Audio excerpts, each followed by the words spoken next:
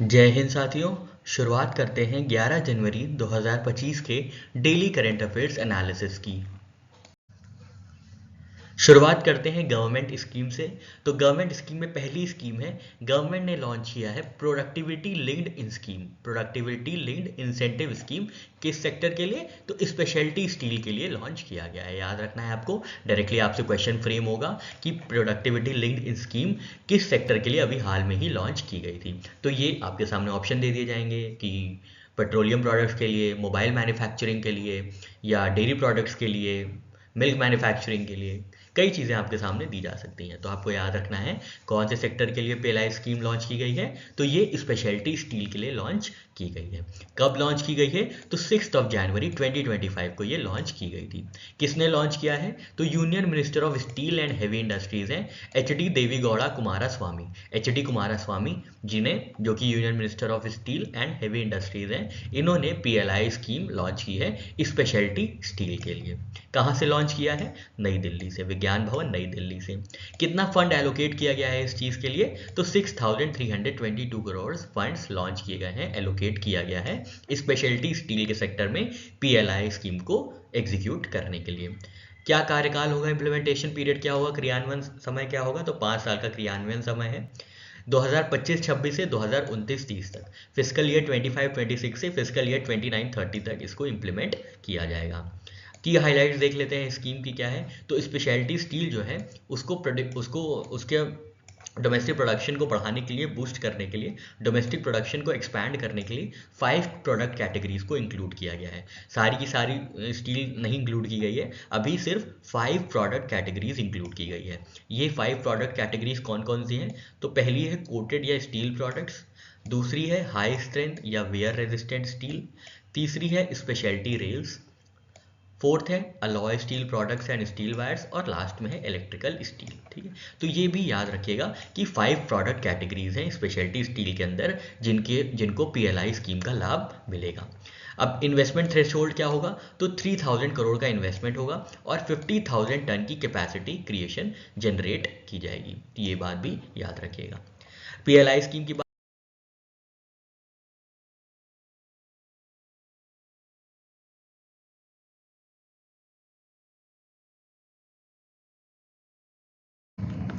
PLI scheme की चर्चा करें तो इसका फुल फॉर्म होता है प्रोडक्टिविटी लिंक्ड इंसेंटिव स्कीम।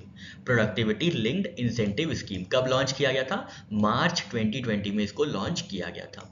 क्यों लॉन्च किया गया था? ताकि जो इंडिया की मैन्युफैक्चरिंग कैपेबिलिटीज़ है वो बढ़े, इम्पोर्ट डिपेंडेंसी है, जो हम बाहर से बहुत ढेर सारा सामान इम्पोर्ट करते हैं उनमें रिडक्शन हो। ठीक है, तो रिपोर्ट डिपेंडेंसी कम हो, एक्सपोर्ट को प्रमोशन मिले, एक्सपोर्ट प्रमोट किए जा सके, बूस्ट किए जा सके, साथ ही साथ फाइनेंशियल इंसेंटिव प्रोवाइड किया जा सके tied to measurable outcomes like higher production and incremental sales। तो हमने आपको बताया ये कैसी स्कीम है। तो ये प्रोडक्टिविटी लिंक्ड इंसेंटिव है। इसका मतलब क्या होता है?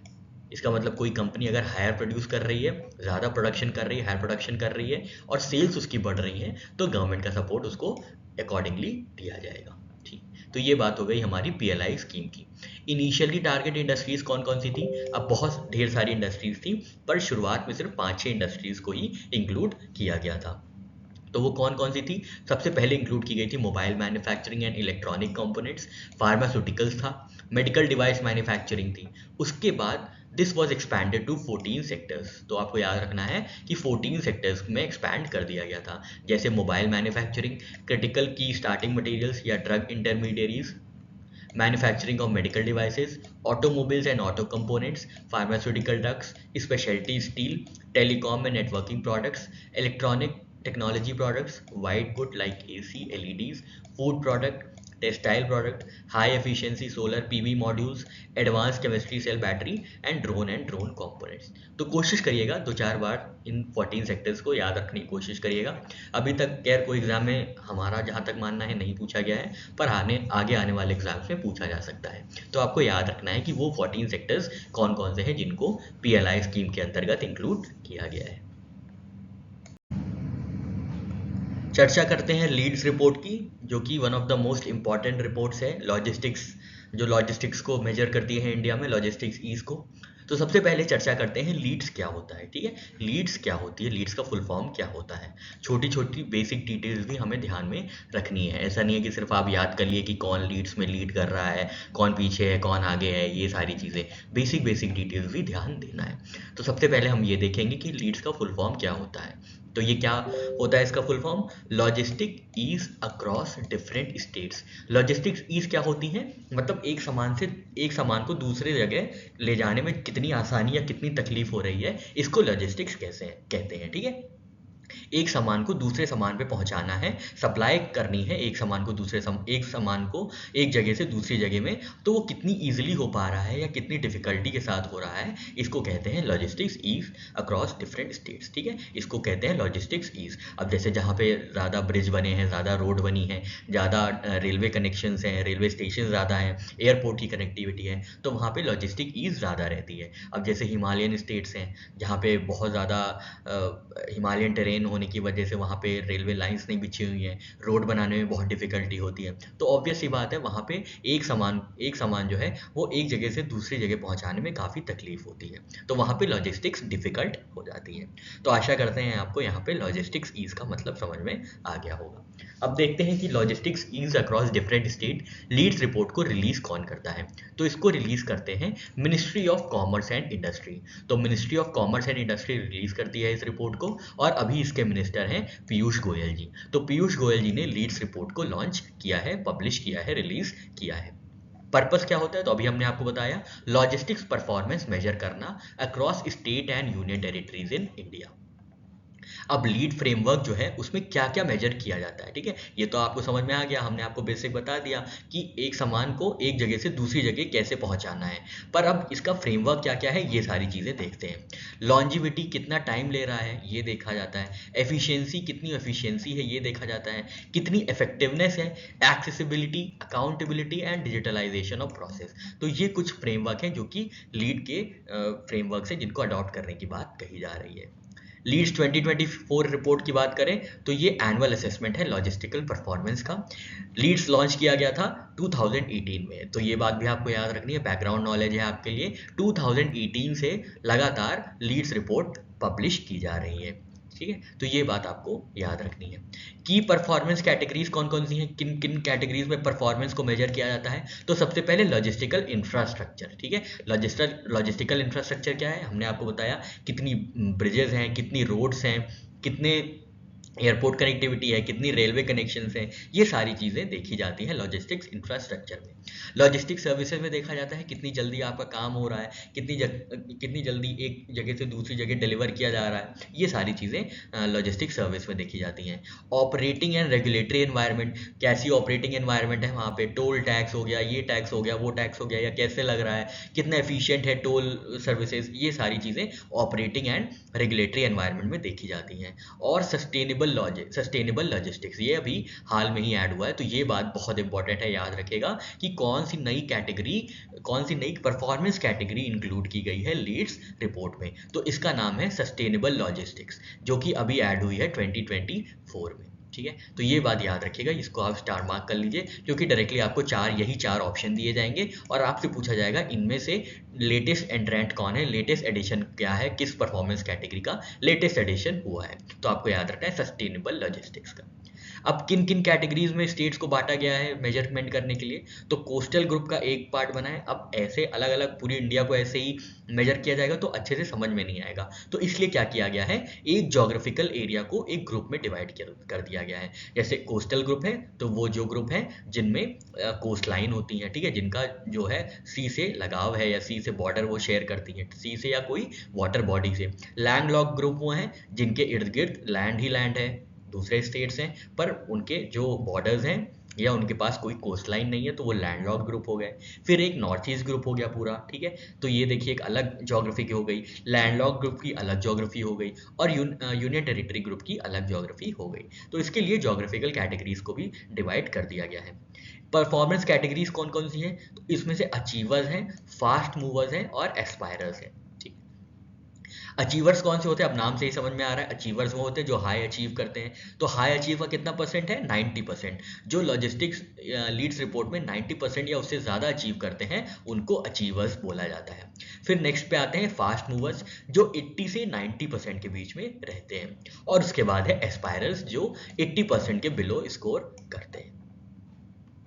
ठीक है, तो ये हो गई हमारी परफॉर्मेंस कैटेगरीज। अब देख लेते हैं कितनी स्टेट्स अचीवर्स में है, अचीवर की कैटेगरी में आ गई हैं, कितनी फास्ट मूवर की कैटेगरी में है और कितनी एस्पायरर की कैटेगरी में है। तो स्टेट जो कैटेगराइज किए गए हैं एज अचीवर्स, तो वो 13 स्टेट्स हैं। बहुत ज़्यादा अच्छे खासे स्टेट जो हैं वो लीड कर रहे हैं, वो अचीवर हो गए हैं। फास्ट मूवर्स जो हैं इनमें 17 स्टेट्स हैं और एस्पायरर्स जो हैं इनमें 7 स्टेट्स हैं। अब हम लोग नेक्स्ट स्लाइड में देखेंगे कि कौन कौन से वो पर्टिकुलर स्टेट्स हैं जो कि अचीवर्स हैं, फास्ट मूवर्स हैं और एस्पायरर्स हैं। तो यहाँ पे आपके सामने 4 ज्योग्राफिक कैटेगरीज दे दी गई हैं। हमने आपको बताया था लैंडलॉक्ड स्टेट है, कोस्टल स्टेट्स हैं, नॉर्थ ईस्टर्न रीजन है और यूनियन टेरिटरीज है। और यहाँ पे परफॉर्मेंस कैटेगरीज दे दी गई हैं। अचीवर्स जो 90% से ज़्यादा अचीव करते हैं, फास्ट मूवर्स जो 80 से 90% के बीच अचीव करते हैं, अटेन करते हैं, और एस्पायरर्स वो होते हैं जो बिलो 80% अचीव करते हैं लीड्स रिपोर्ट में। तो अब लैंडलॉक्ड स्टेट्स की बात करें तो इसमें अचीवर हैं हरियाणा, तेलंगाना, उत्तर प्रदेश और उत्तराखंड। तो मतलब इनका स्कोर क्या रहा होगा, इनका स्कोर 90% प्लस रहा होगा, इनका स्कोर 90% या 90% प्लस रहा होगा। फास्ट मूवर्स कौन कौन से हैं, बिहार, हिमाचल प्रदेश, मध्य प्रदेश, पंजाब और राजस्थान, ये फास्ट मूवर्स हैं। मतलब 80 से 90% के बीच में इन्होंने अचीव किया होगा। और ये सारे देखिए लैंडलॉक्ड है ना, लैंडलॉक्ड स्टेट्स हैं। एस्पायरर्स में कौन कौन है, तो छत्तीसगढ़ और झारखंड। मतलब ये 2 स्टेट्स ऐसे हैं जिनके 80% से कम आए होंगे। ठीक है, इनके 80% से कम आए होंगे लीड्स रिपोर्ट में। कोस्टल स्टेट्स की चर्चा करें तो कोस्टल स्टेट में अचीवर है गुजरात, कर्नाटका, महाराष्ट्र, उड़ीसा और तमिलनाडु।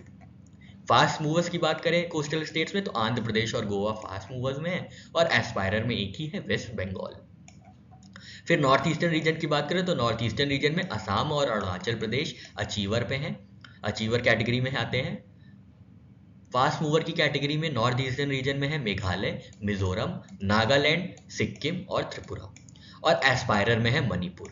आप ऐसे भी याद रख सकते हैं, मणिपुर में आजकल देखिए कंडीशंस काफ़ी ज़्यादा फ्रेजाइल हो चुकी हैं, लॉ एंड ऑर्डर सिचुएशन काफ़ी ज़्यादा ख़राब हो चुका है, जिसकी वजह से यहाँ पे सप्लाई चेन काफ़ी ब्रेक ऑफ हो चुकी है, जिसकी वजह से लॉजिस्टिक्स में काफ़ी पीछे हो गए ये, इसलिए मणिपुर को एस्पायरर कैटेगरी में रखा गया है। यूनियन टेरिटरीज की बात करें तो चंडीगढ़ और दिल्ली ऑब्वियसली अचीवर हैं। फास्ट मूवर्स में कौन कौन है, तो Dadra and Nagar Haveli, Daman and Diu है, जम्मू कश्मीर है, लक्षद्वीप है और पुदुचेरी है। एस्पायरर्स की बात करें तो अंडमान और निकोबार आइलैंड और लद्दाख जो है एस्पायरर की कैटेगरी में आते हैं। रिपोर्ट्स की चर्चा करें तो यूनाइटेड नेशन की एक बहुत इंपॉर्टेंट रिपोर्ट आई है, तो आपको याद रखना है क्या नाम है इस रिपोर्ट का, world economic situation and prospects. सबसे पहले तो आपको यही याद रखना है कि रिपोर्ट किसने रिलीज किया है, पब्लिश किया है, तो ये यूनाइटेड नेशन द्वारा रिलीज की जाती है report, world economic situation and prospects. इसमें इंडिया की ग्रोथ प्रोजेक्शंस दी हुई हैं, तो देख लेते हैं। तो इनका कहना है कि इंडिया की जो ग्रोथ रेट होगी, जीडीपी ग्रोथ रेट होगी 2025 में, उसका दर होगा 6.6%। तो ये बात आप याद रखिएगा, 6.6% इंडिया की ग्रोथ रेट होगी और 26 में 6.7% हो जाएगी। ठीक है, आपको याद रखना है 6.6% 2025 में बताया गया है और 6.7% 2026 में बताया गया है। World economic situation and prospects के अंदर इंडिया की economic growth projections. South Asia के बारे में ये कहा गया है कि साउथ एशिया 2025 में 5.7% ग्रोथ रेट देखेगी और 6% 2026 में विटनेस करेगी। ग्लोबल इकोनॉमिक कॉन्टेक्स्ट की बात करें तो 2025 में जो ग्लोबल जीडीपी रेट होगा, ग्रोथ रेट होगी, वो 2.8% होगा और 2024 में भी 2.8 ही रहा था। तो ये 3 प्रोजेक्शंस है, आपको याद रखने हैं इंडिया के पर्सपेक्टिव में, साउथ एशिया के पर्सपेक्टिव में और ग्लोबल पर्सपेक्टिव में। साथ ही साथ ये याद रखिएगा यूनाइटेड नेशंस रिपोर्ट रिलीज करता है जिसका नाम होता है world economic situation and prospects. Next report की बात करते हैं तो नेक्स्ट रिपोर्ट का नाम है future of jobs report, future of jobs report. इसमें सिर्फ आपको इतना याद रखना है कि ये कौन रिलीज करता है, तो ये रिलीज करते हैं world economic forum. World economic forum द्वारा ये रिपोर्ट रिलीज होती है जिसका नाम है future of jobs report. Jobs देख के आप आइएलो आईएलओ को मत कंफ्यूज कर दीजिएगा इंटरनेशनल लेबर ऑर्गेनाइजेशन से। ये जो फ्यूचर ऑफ जॉब्स रिपोर्ट है ये वर्ल्ड इकोनॉमिक फोरम की रिपोर्ट है। वर्ल्ड इकोनॉमिक फोरम की चर्चा करें तो इसके प्रेसिडेंट और सीईओ हैं बर्च ब्रेंड। हेडक्वार्टर्स है जिनीवा स्विट्जरलैंड में। स्टैब्लिश किया गया था 1971 में। पार्टनरशिप की बात करें तो global energy alliance for people and planet ने इंटरनेशनल सोलर अलायंस के साथ पार्टनरशिप की है। सबसे पहले तो आपको याद रखना है कौन कौन से दो पार्टनरशिप पार्टनर्स हैं।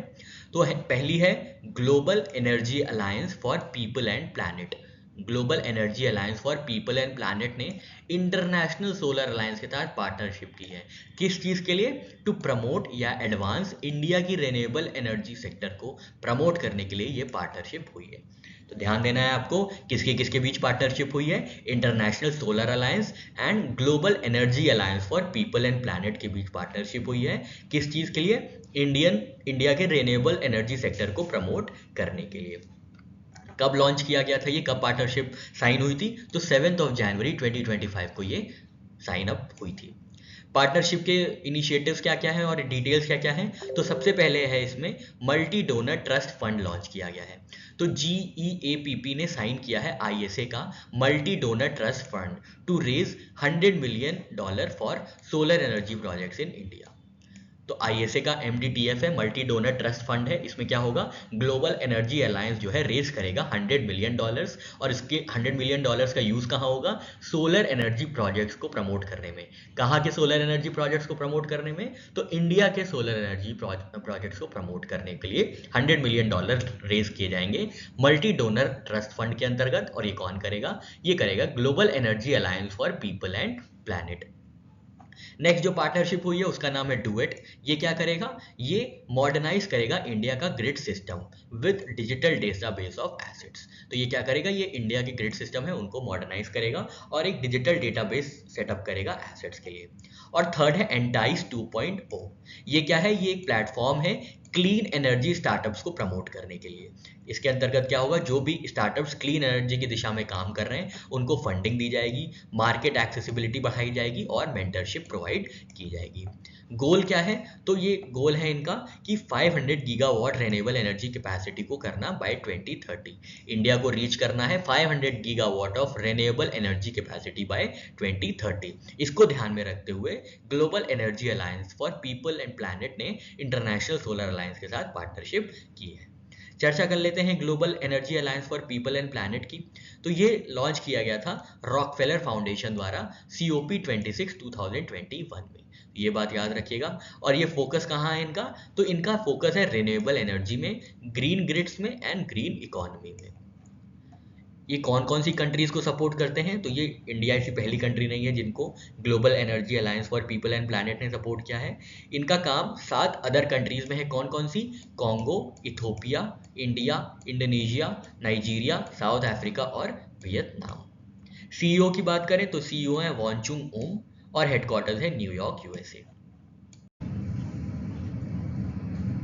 साइंस एंड टेक्नोलॉजी की बात करें तो न्यू ग्लेन नाम का रॉकेट लॉन्च किया गया है। तो आपको याद रखना है न्यू ग्लेन क्या है? न्यू ग्लेन है रॉकेट। न्यू ग्लेन का रॉकेट का नाम है जिसको लॉन्च किया गया है। कब लॉन्च किया गया? 10 जनवरी 2025 को लॉन्च किया गया। कहाँ से? फ्लोरिडा से। फ्लोरिडा में है केप कैनिवरल स्पेस स्टेशन जहाँ से लॉन्च किया गया है न्यू ग्लेन को। पेलोड क्या है? तो ये क्या करेगा? ये ब्लू रिंग पेलोड टग है इनके पास और पेलोड होस्टिंग प्लेटफॉर्म है to enhance flexibility and efficiency for future space stations. Future space missions की एफिशिएंसी और फ्लेक्सिबिलिटी बढ़ाने के लिए न्यू ग्लेन नाम का रॉकेट लॉन्च किया गया है। रॉकेट की बात करें तो ये इसकी हाइट है 320 फीट टॉल। पेलोड कैपेसिटी है 545 metric tonne to low earth orbit and 13 metric tonne to geostationary transfer orbit GTO। बाकी मिशन ऑब्जेक्टिव्स हैं, एक बार आप पढ़ लीजिएगा, इतना इंपॉर्टेंट नहीं है। रियूजेबिलिटी है और सस्टेनेबिलिटी है। किसने लॉन्च किया है ये? तो ये ब्लू ओरिजिन नाम की कंपनी ने लॉन्च किया है। तो याद रखिएगा ब्लू ओरिजिन नाम की कंपनी ने न्यू ग्लेन लॉन्च किया है और इससे ज़्यादा इसमें कुछ भी खास नहीं है जो कि एग्जाम में पूछा जाए। स्पोर्ट्स की चर्चा करें तो टाटा मुंबई मैराथन इवेंट को होस्ट किया जाएगा 19 जनवरी 2025 को। टाटा मुंबई मैराथन का ये 20वां एडिशन होगा, याद रखिएगा। इसके इंटरनेशनल इवेंट एम्बेसडर बने हैं सर मो फैरा। मो फैरा कौन है? ये ब्रिटिश डिस्टेंस रनर है। इन्होंने ओलंपिक्स में काफ़ी गोल्ड मेडल्स जीते हैं। तो ये बात आप याद रखिएगा कि टाटा मुंबई मैराथन के इंटरनेशनल इवेंट एम्बेसडर कौन बने हैं, तो मो फैरा बने हैं। ये सोमालिया में जन्मे हैं, लेकिन ये इनके पास ब्रिटिश सिटीजनशिप है, तो ये ब्रिटिश डिस्टेंस रनर हो जाते हैं। कितने पार्टिसिपेंट्स होंगे, तो लगभग 60,000 पार्टिसिपेंट्स होंगे। कौन कौन सी कैटेगरीज होंगी रेस में, तो full marathon, half marathon, 10K run, wheelchair race, senior citizen run. मो फेरा की बात करें तो इन्होंने 4 ओलंपिक गोल्ड मेडल जीते हैं एंड 6 वर्ल्ड चैंपियनशिप गोल्ड जीती हैं, और लास्ट में इन्होंने शिकागो मैराथन विक्ट्री हासिल की थी 2018 में। तो यहाँ पे देखने लायक बात यह है कि टाटा मुंबई मैराथन होस्ट किया जाएगा 19 जनवरी 2025 को। ये 20वां एडिशन होगा। इसके इंटरनेशनल इवेंट एम्बेसडर कौन बने हैं, तो मो फेरा Somalian born British distance runner है। तो ये बात आप याद रखिएगा। अपॉइंटमेंट्स की चर्चा करें तो जस्टिस BN श्री कृष्णा को अपॉइंट किया गया है as chairman of advisory board for Equal and One Money. तो ये दोनों ही प्राइवेट कंपनीज हैं, इक्वल और वन मनी। इनके बारे में भी हम चर्चा करते हैं कि इनका काम क्या है। आपको याद रखना है justice BN Srikrishna ji को अपॉइंट किया गया है as chairman of advisory board. ठीक है, तो चेयरमैन कौन बने हैं advisory board for Equal and One Money के, तो justice BN Srikrishna ji बने हैं। इनका नाम इसलिए खासा ज़्यादा इंपॉर्टेंट हो जाता है क्योंकि इनकी रिपोर्ट आई थी डेटा प्रोटेक्शन पे। BN श्री कृष्णा रिपोर्ट आई थी डेटा प्रोटेक्शन पे, तो इसलिए इनका नाम काफ़ी ज़्यादा चर्चा में था और बहुत ज़्यादा इंपॉर्टेंट भी हो जाता है। इक्वल क्या है, तो ये एक आइडेंटिटी ऑथेंटिकेशन सर्विसेज प्रोवाइडर है। और वन मनी क्या है, ये अकाउंट एग्रीगेटर प्लेटफॉर्म है। तो बस आपको याद रखना है इक्वल और वन मनी की एक एडवाइजरी बोर्ड है जिसके हेड बने हैं, जिसके चेयरमैन बने हैं जस्टिस BN श्री कृष्णा जी। नेक्स्ट अपॉइंटमेंट की बात करें तो लिबनान ने इलेक्ट किया है नए प्रेसिडेंट जिनका नाम है जोसेफ ऑन। याद रखिएगा नए लिबनान के नए प्रेसिडेंट कौन बने हैं, तो जोसेफ ऑन नए प्रेसिडेंट बने हैं, जोसेफ ऑन। बस आपको ये याद रखना है जोसेफ ऑन नए प्रेसिडेंट बने हैं। पुराने प्रेसिडेंट कौन है, मिशेल ऑन।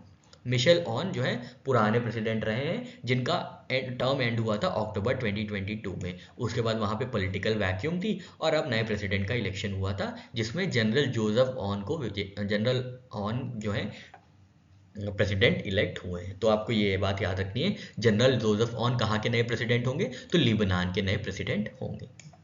नेक्स्ट अपॉइंटमेंट की बात करें तो ये बहुत ज़्यादा इंपॉर्टेंट है, इसको जितना ज़्यादा इंपॉर्टेंट बोला जाए उतना कम है। इसको स्टार मार्क कर लीजिएगा और 75 बार कम से कम इसको याद कर लीजिएगा। तो जो चेयरमैन हैं, नए चेयरमैन बने हैं इसरो के, इंडियन स्पेस रिसर्च ऑर्गेनाइजेशन के 11वें चेयरमैन के पद पे अपॉइंट किया गया है वी नारायणन को। याद रखिएगा वी नारायणन को 11वें चेयरमैन के पद पे अपॉइंट किया गया है। किसके चेयरमैन बने हैं ये, तो इसरो के चेयरमैन बने हैं इंडियन स्पेस रिसर्च ऑर्गेनाइजेशन के। इनकी क्या क्या पोजीशन होगी, तो ये 11वें चेयरमैन होंगे इसरो के, इंडियन स्पेस रिसर्च ऑर्गेनाइजेशन के। ये सेक्रेटरी होंगे डिपार्टमेंट ऑफ स्पेस के, साथ ही साथ चेयरमैन होंगे स्पेस कमीशन के। इनके प्रेडेसेसर कौन रहे हैं, इन्होंने किसका स्थान लिया है, तो इन्होंने एस सोमनाथ जी का स्थान लिया है। इनका कार्यकाल कितने वर्ष का होगा, टेन्योर कितना होगा, तो 2 वर्ष का इनका कार्यकाल होगा। ये भी याद रखिए कि करंट पोजीशन क्या है इनकी, अभी ये कार्यरत हैं as director liquid propulsion system centre Valiamala Kerala में। तो ये बात आपको याद रखनी है, ये अभी डायरेक्टर हैं liquid propulsion system centre Kerala में। इसके बाद इनको प्रमोट करके इसरो के नए चेयरमैन के पद पे नियुक्त किया जाएगा। ये 11वें चेयरमैन होंगे इसरो के। इसरो की रिस्पॉन्सिबिलिटी के साथ ये सेक्रेटरी रहेंगे डिपार्टमेंट ऑफ स्पेस के, और साथ ही साथ स्पेस कमीशन के भी चेयरमैन होंगे। इनका कार्यकाल 2 वर्ष का होगा। इसरो की बात करें तो करेंट चेयरमैन तो अभी एस सोमनाथ जी ही हैं, 14 जनवरी 2025 तक। हेडक्वार्टर्स है बेंगलुरु कर्नाटका। इस्टेब्लिश किया गया था 1969 में। And ISRO is one of the 6th largest space agencies in the world. World Hindi day observe किया जाता है 10 जनवरी 2025 को। विश्व हिंदी दिवस 10 जनवरी 2025 को मनाया जाता है। तो ये बात याद रखिएगा, विश्व हिंदी दिवस 10 जनवरी 2025 को सेलिब्रेट किया जाता है। और थीम क्या है इस बार की, a global voice of unity and cultural pride. A global voice of unity and cultural pride theme है विश्व हिंदी दिवस या वर्ल्ड हिंदी डे की, जिसको ऑब्जर्व किया जाता है 10 जनवरी 2025 को।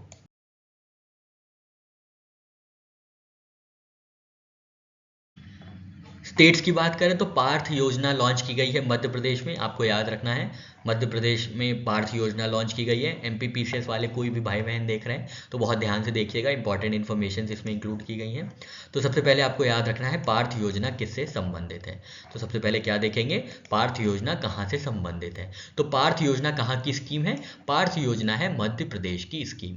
इसमें क्या होगा, इसमें जो युवा हैं, यूथ हैं, उनको Indian army, police, para military forces और रिलेटेड सर्विसेज के लिए प्रिपेयर किया जाएगा ताकि वो रिक्रूट हो सके इंडियन आर्मी में, पुलिस में, पैरा मिलिट्री फोर्सेज में और रिलेटेड सर्विसेज में। ठीक है, तो इंडियन यूथ को क्या करना है, प्रिपेयर करना है इंडियन आर्मी के लिए, इंडियन पुलिस के लिए, para recruitment, para military services के लिए और अदर सर्विसेज के लिए।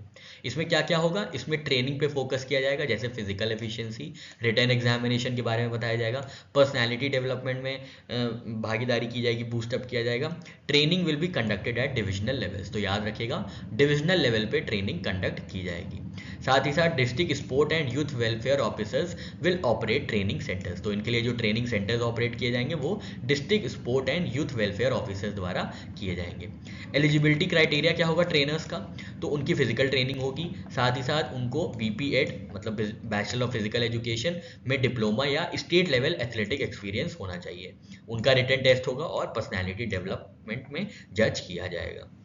फी स्ट्रक्चर क्या है, scheme is self financed, trainer will pay a must trainees will pay a fixed monthly fee determined by sports trainer welfare committee, तो स्पोर्ट्स ट्रेनर वेलफेयर कमेटी जितना fees बताएगी उतना सेल्फ फाइनेंस करना पड़ेगा।